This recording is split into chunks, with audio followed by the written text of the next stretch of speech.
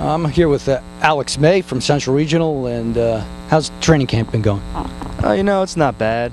It's a little different because we have a new head coach, but it's all about the process, and we're going to get stuff done this year. Yeah, I was going to ask about the head coach, Justin Fumando. How's the transition been?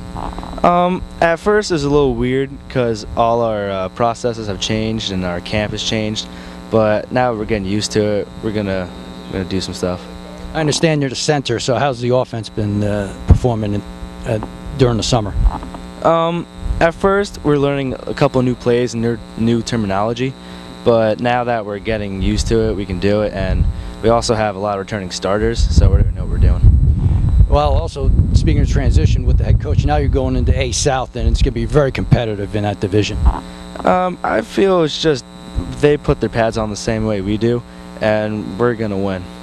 And also, you got that week 0 game again at Southern Regional, so and this year it's going to be a division game. It's just going to be a fun game, and we're going to see what happens. All right, good luck this season.